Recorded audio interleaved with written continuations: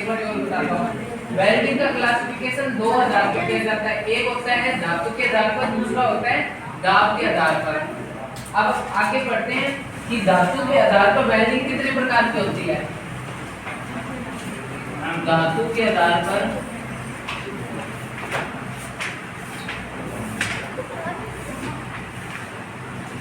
Welding के प्रकार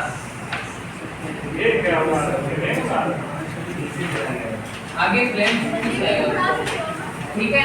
अब धातु के आधार पर वेल्डिंग प्रकार कितनी होती है, एक होती है समांगी,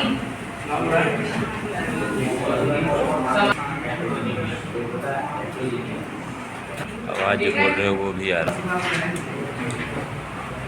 दाब के आधार पर वेल्डिंग के प्रकार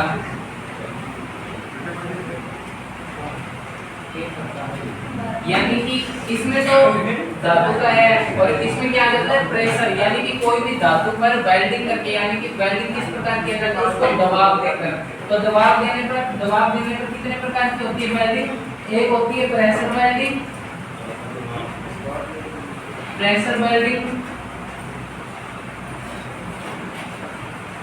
और दूसरा होता है नॉन प्रेशर। ठीक है, क्लासिफिकेशन हो गया। अब इसके बारे में आगे अपने चर्चा करेंगे। पहले अपने क्या पढ़ेंगे,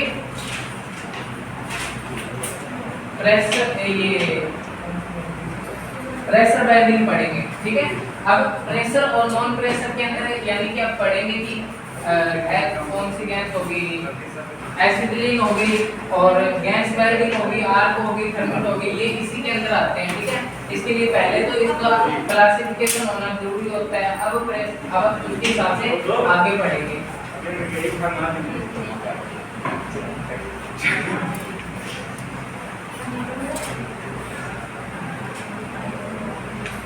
प्रेशर के आधार पर वेल्डिंग, ठीक है,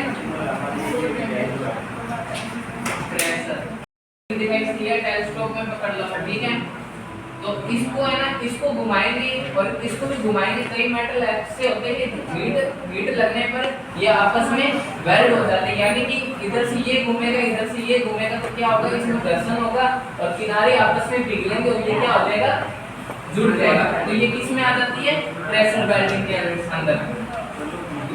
ठीक है, अब प्रेशर वेल्डिंग होती क्या है, इसमें धातु के किनारे को पिघलाकर जोड़ने की प्रक्रिया। धातु में क्या होता है, दबाव डाला जाता है, इसमें किनारों पर दबाव डाला जाता है। ठीक है, किनारों पर दबाव, ठीक है, किनारों पर दबाव दिया जाता है। अब प्रेशर वेल्डिंग कितने प्रकार की होती है, ये कितने प्रकार की होती है, दो प्रकार की होती है। ये है दो प्रकार की होती है।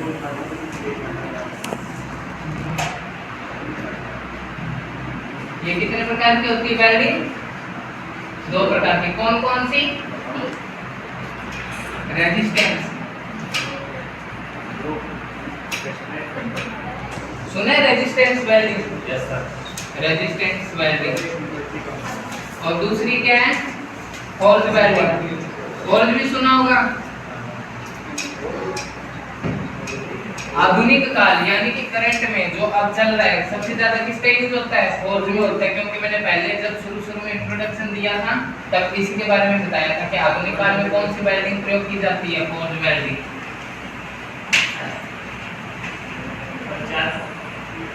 अब अलग अलग इसकी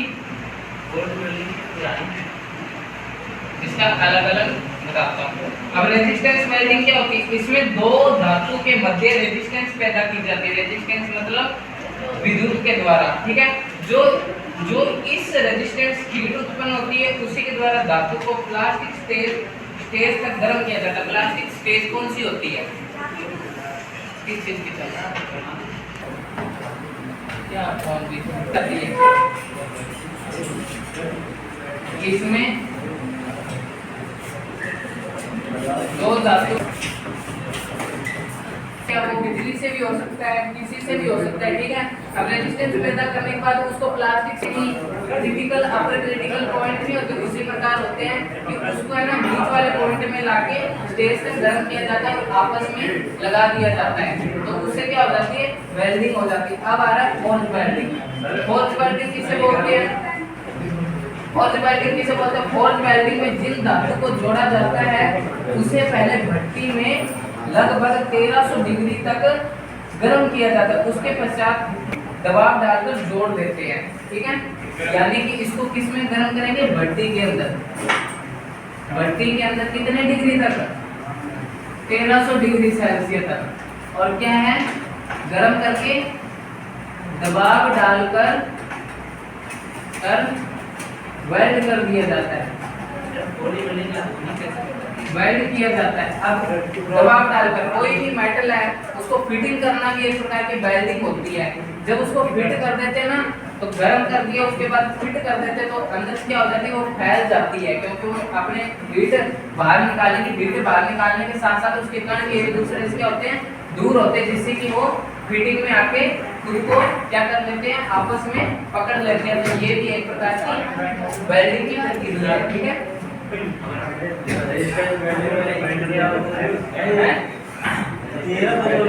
भट्टी की बात की है, भट्टी को 1300 डिग्री तक, ठीक है। रेजिस्टेंस वेल्डिंग होती है